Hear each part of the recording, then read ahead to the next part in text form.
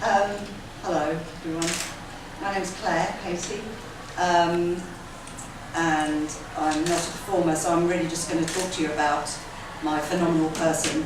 And when I got asked to do this, I started thinking about what inspiration really meant to me, and so I went and looked it up in the dictionary, and it comes from the Greek, meaning to inspire, to breathe in.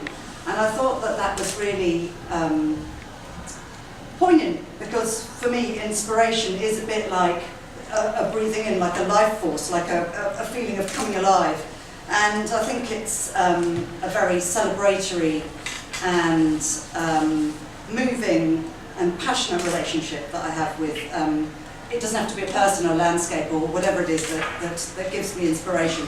And it might move me to action or to some sort of creation of something, and that could be in years to come. Or it might be just that I feel moved emotionally, that it makes me laugh, or it makes me cry, or it makes me admire that person or that thing.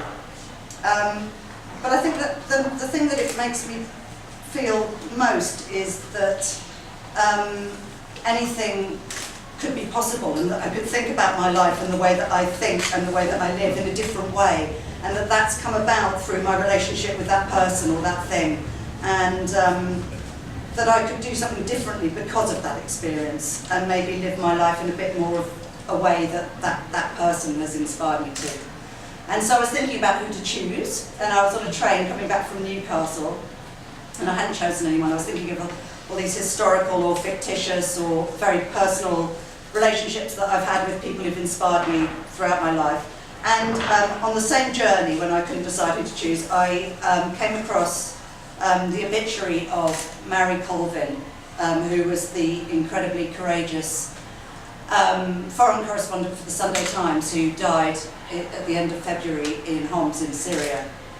And I just started reading this obituary, and it was almost like I completely fell in love with this woman. I just thought, I didn't really know her before. I don't read the Sunday Times. It sort of seemed an amazing thing to me that I could possibly missed her in life.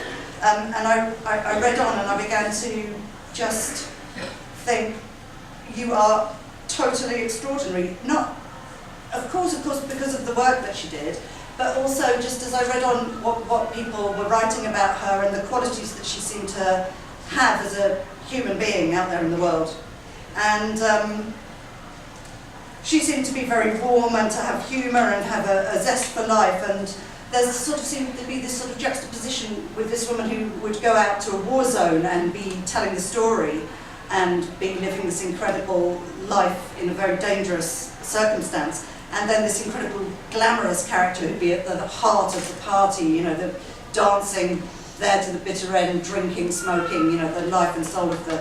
And it just seemed to be this juxtaposition between both of those things that made me think she lived a very sort of bold and authentic life that wasn't within the constraints of any convention or any thing about how we feel like we ought to be. No one was telling her how she ought. There was no compromise in it, and I really admire that. And reading this thing, I began to feel like quite a lot of the things that I talked about earlier, the feeling of being moved, of the feeling of just total admiration for this woman. And then I began crying, and I thought that's very odd to be crying at an obituary of somebody that you've never met before. And it sort of seemed right that I chose her to talk about here today in the context of the WOW Festival and in this beautiful garden.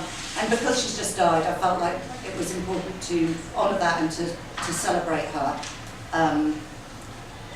here. So that's what I put some Syrian sweets on the table. I work quite a lot with food, and I think it's important to have food and to share food and drinking moments that are about ritual or about celebration.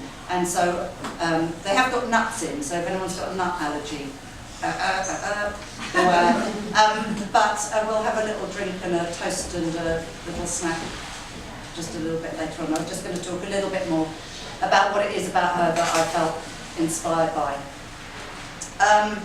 Obviously, her work inspires me because she basically was one of the bravest and most courageous journalists of her generation. She was on the Sunday Times for 25 years, and she was in dozens of conflicts in Libya, Afghanistan, Iraq, Chechnya, Sri Lanka, East Timor, and always in the sort of heart of brutal regimes that were oppressing people.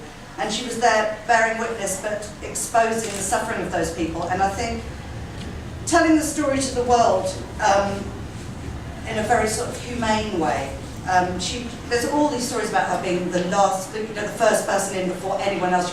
I think she was the only foreign journalist in Homs in Syria, and the last person out. She would stay after everyone else had left. When everyone else was saying it's too dangerous to be here, she would remain there. And I think it's that sort of combination of that and her resourcefulness, and the idea that she was really making a difference. And I think people talk a lot about making a difference, and actually it's very rare that actually that is what someone's doing. And I think that really is true, the humanity of her reporting and connecting emotionally with the human stories and with the people. She wasn't just writing political stories of where she was.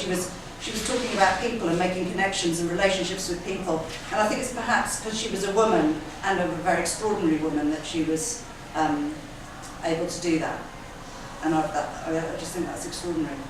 And I think also, I suppose, I feel like I can be inspired by someone who has a whole load of qualities that I don't have, that I sort of aspire to have.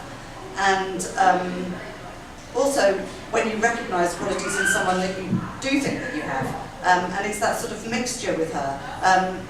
And, you know, her relationship with fear and with risk and with danger is something that I don't share at all. I think, you know, I get scared walking home from Brixton Tube late at night, and I just think I have so much respect for someone who's prepared to go to the other side of the world, to a war zone, and to get that story out to the world. I just think it's completely fantastic. But as much as that, you know, I do really think that's absolutely, totally fantastic and extraordinary. But it's the other part of her that I also find, it's part of the same thing, but it's the other qualities that she had that I find really inspirational as well. One of the last people to see her, who before she went out to Syria, was a guy from Human Rights Watch called Peter Buchart. I don't know if I'm saying his name right. But one of the things he says, he writes in the paper, it says that she's someone I looked up to as a hero and an inspiration. But despite everything that she'd seen and experienced, first and foremost, she remained a wonderful human being. And I think that she lived her life incredibly passionately. And it's very easy to get bogged down by daily grind of life. And she just seemed to have the same enthusiasm with her work as she did with her life, and the energy that she put into those things, like her friendships and her relationships with people. And I think that's really wonderful. And people writing about her friends and her colleagues, it's just constantly about her spirit, really, about how she could light up a room, about her laugh, about her caring warmth, about her sense of humour. And I was just, actually on the way here, I was walking through Brixton, and I met a friend who had worked on the Sunday Times, and he was asking me what I was doing, and I explained, and he said, oh, you know, no, immediately he said that, he got out his iPhone, and he showed me a picture of her at the Christmas party. Oh, this is her, by the way, up in here. And she lost her eye in a shrapnel wound in Sri Lanka. And he had a picture of her at the Christmas office party, and she had a parrot on her shoulder and a glass of wine in her hand. And he said, you know, she could be difficult, or she could be, you know, we've all got failings. And he said, but the one thing that completely shined out about her was her just unfailing honesty. And it just seemed like everyone who was writing or talking about her would say something like that, about the qualities that she had. And then I think also the glamour. I think it's amazing to go and do that work and then have this sort of relationship with glamour. She used to wear cashmere or lace underwear underneath her combat gear and charge it to expenses. And I just think it's brilliant. And have, you know, totally manicured nails and go out there. And I think if anyone can say he's got guts and glamour, great shoes and great storytelling, I admire them.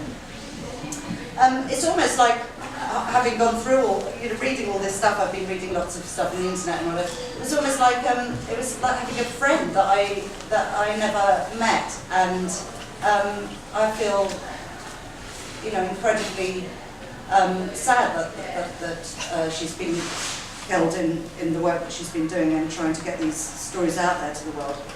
And I think the world's a poorer place for her death.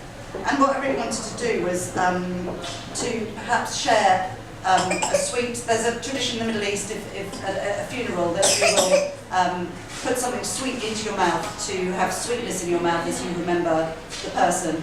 And there's some drinks somewhere. Given that she was able to drink anyone under the table, which is unfortunately a quality that I do admire, but maybe I shouldn't.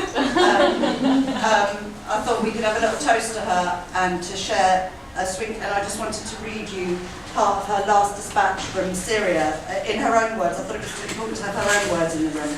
And before she went there, she was being discouraged by people to go there. And she just said that they're doing terrible things there and we have to be there. And it's that sort of drive, I think, that I admire massively. She says, the Syrians are not allowing civilians to leave. Anyone who gets on the street are hit by a shell.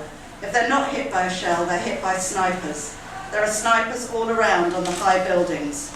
I think the sickening thing is the complete mercilessness nature. They're hitting civilian buildings absolutely mercilessly and without caring, and the scale of it is just shocking. And she wrote that, I think, the day before she died. So I just really wanted to maybe have a toast, maybe I'll have a drink. And just say, you know, to Marie Colvin, I think you're a phenomenal, incredible, amazing, cry, amazing, inspiring woman. Cheers.